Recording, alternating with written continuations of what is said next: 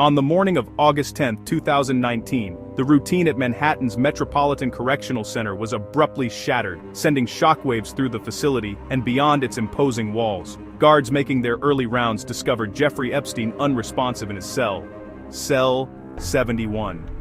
He was found with a strip of orange bedsheet wrapped tightly around his neck, the other end tied to the upper bunk. The scene was grim and immediately raised alarms. Urgent calls for help echoed through the jail's concrete corridors as correctional officers rushed to the scene, summoning medical staff and triggering a flurry of emergency protocols. The sense of panic was palpable. Epstein, a wealthy financier with deep connections to world leaders, politicians, and celebrities, was awaiting trial on federal sex trafficking charges. His arrest had already sent ripples through elite circles, and his upcoming trial threatened to expose secrets that many powerful people wanted to keep hidden. The stakes were enormous. The courtroom doors, once expected to open on a landmark trial, now seemed to close on the possibility of justice for his alleged victims. The legal world braced for fallout. Despite being considered a high-profile security risk, Epstein was pronounced dead at 7:36 a.m. Medical teams tried to revive him, but it was too late. The official cause was ruled as suicide, but questions immediately began to swirl. The news of Epstein's death stunned the world. Headlines blared across every major network, and social media erupted with disbelief and speculation. For many, it felt like the end of a story that had barely begun. Instead of a landmark trial that could have revealed the truth behind Epstein's network, a new mystery began to unfold, one filled with suspicion, unanswered questions, and a growing sense of injustice. How could such a high-profile inmate die under the watch of a facility known for its strict security? Surveillance cameras, locked doors, and constant checks were supposed to prevent exactly this kind of tragedy. The official narrative of suicide was met with immediate skepticism. Conspiracy theories flourished, and public trust in the system was shaken. To this day, the controversy surrounding Epstein's death continues to fuel debate and suspicion worldwide. Epstein wasn't just wealthy, he was a master networker, moving effortlessly through the world of the ultra-rich and powerful. His legendary black book was filled with the names of politicians, celebrities, and business moguls, each entry representing a potential connection, a favor owed, or a secret kept. He cultivated relationships with the world's elite, always seeming to know exactly who to call, and when. His private jet, infamously dubbed the Lolita Express, became a symbol of his influence, ferrying the rich and famous to his lavish properties in New York, Florida, and the Caribbean. These flights weren't just about luxury, they were about access, secrecy, and the kind of power that comes from knowing everyone's secrets. When charges were brought against him, it wasn't just Epstein on trial. The possibility loomed that his testimony could implicate some of the most influential people in the world, threatening to unravel a hidden network of privilege and protection. His 2008 plea deal had already sparked outrage and disbelief, with many questioning how he managed to escape serious consequences. The public demanded answers, and the media swarmed, sensing a scandal that reached far beyond one man. Now, with the 2019 case, there was a sense that justice might finally be served, a second chance to hold not just Epstein, but perhaps others, accountable for years of alleged abuse and cover-ups.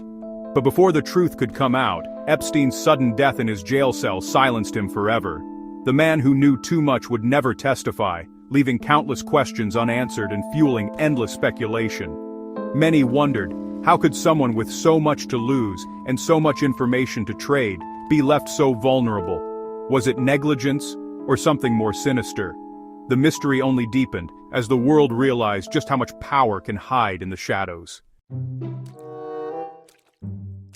Just weeks before his death, Epstein was found semi-conscious in his cell with marks on his neck. Whether it was a suicide attempt, assault, or staged event was never clear. He was briefly placed on suicide watch, then inexplicably removed after only 6 days. Protocols required a cellmate and frequent checks, but these safeguards were soon ignored. The warning signs were there, but the system failed at every turn. On the night of August 9th, Epstein's cellmate was transferred out, leaving him alone, against explicit orders. Guards were supposed to check on him every 30 minutes, but for nearly 8 hours, no one did. Instead, the guards browsed the internet and slept. later falsifying logs to cover up their absence. 2 security cameras outside Epstein's cell malfunctioned, leaving no video evidence. The combination of sleeping guards, broken cameras, and falsified records created a perfect storm of negligence. In those unwatched hours, the truth slipped away. The official autopsy declared Jeffrey Epstein's death a suicide by hanging, a conclusion that was quickly broadcast around the world. Yet, almost immediately, questions began to swirl. The medical examiner's report, while definitive on paper, left room for doubt in the minds of many. The report noted several neck fractures, injuries that some experts say are more commonly associated with strangulation than with hanging. These findings ignited fierce debate among forensic pathologists and fueled speculation that something more sinister may have occurred. Forensic experts across the country weighed in, with some supporting the suicide ruling, while others insisted the evidence pointed to possible foul play. The disagreement only deepened the mystery, making it difficult for the public to accept any single explanation. Meanwhile, investigations by the FBI and Department of Justice uncovered a troubling pattern of gross negligence by the staff at the Metropolitan Correctional Center. Security protocols were ignored, and basic procedures were not followed on the night of Epstein's death. Despite these failures, authorities stated there was no direct evidence of homicide. The official narrative remained unchanged, but the lack of clear answers left many unsatisfied. The guards responsible for monitoring Epstein were charged with falsifying records and neglecting their duties. However, in a controversial decision, they ultimately avoided serving any prison time themselves, further fueling public outrage. The sheer number of failures that night, the missing cellmate, guards asleep at their posts, and malfunctioning security cameras, created a perfect storm of suspicion. Each detail seemed to add another layer to the growing sense of conspiracy. In the end, Epstein's death silenced a man who many believed held the keys to exposing powerful secrets and influential figures.